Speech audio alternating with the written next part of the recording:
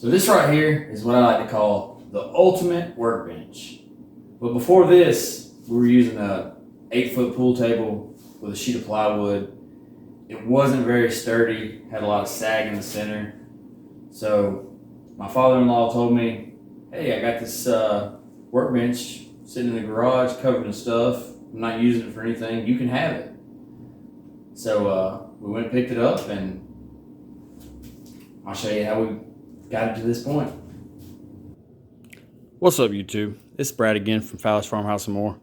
Today I want to show you how I'm going to convert this free workbench into a usable bench for my shop, basically to help maximize my space and my usability, and who can turn out free, especially with lumber prices the way they are right now. So here it is now, and let's get started. So I know I wanted to make the bench movable, so I went to Lowe's and I picked up these caster wheels with brakes, but these wheels are a little bit tall, so I think what we're gonna have to do is flip the bench over and maybe cut off right here where these pucks are, and then we'll mount the wheels to replace them. That way our bench isn't too tall, and we'll be able to use it. We'll be able to roll it around, but use it in the driveway and, you know, make the most of it. Now that I got the bench flipped over on its side, take my reciprocating saw. I'm just going to zip off these ends right here.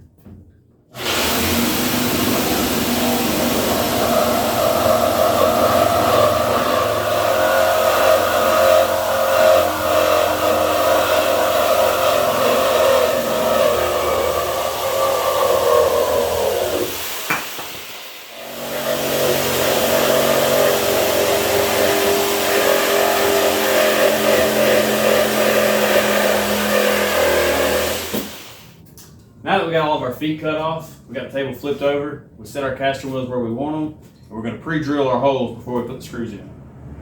We're going to get started with that.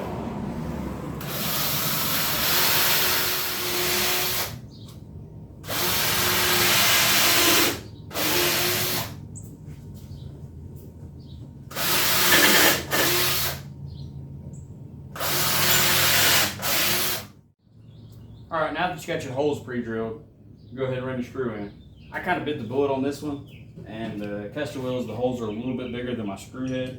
So if you're like me, you keep a bunch of nuts and bolts, washers and things around the shop. So I'm just gonna grab a washer out of my junk drawer and slide it on through there, and we'll make it happen.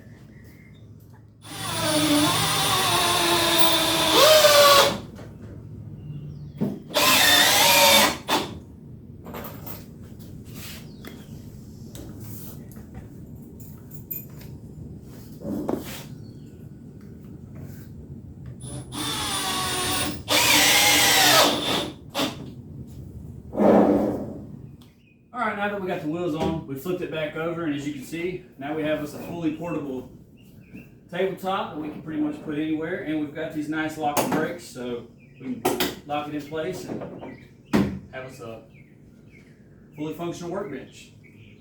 Another thing that we want to incorporate in our workbench is our table saw. That way we can run our boards across it and gives us a large cutting surface to where we're not trying to balance our boards on a small table saw platform.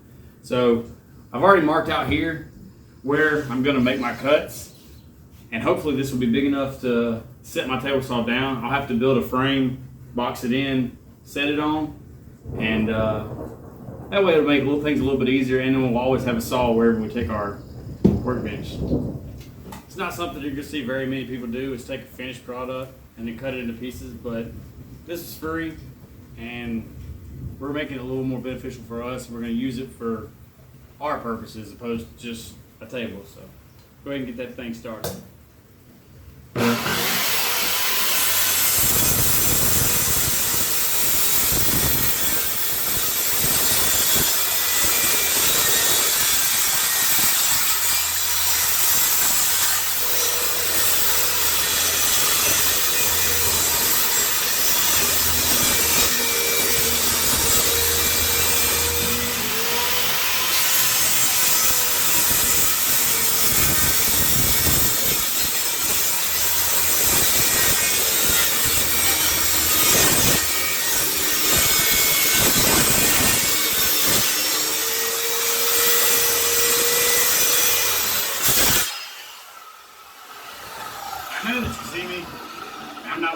safety glasses, and I really should, because if anyone knows my history or blades, then they know that I have a incident.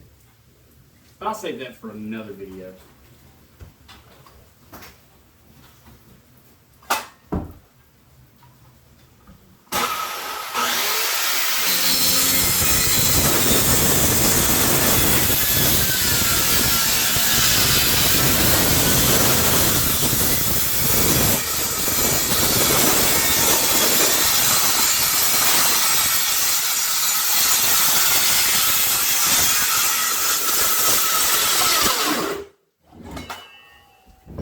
Cut this section out. As you can see, we'll remove it, and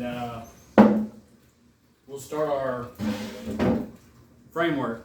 So we've got some scrap 2x4s laying around the shop, and we'll set them up and measure them out to where our saw will have a nice support frame.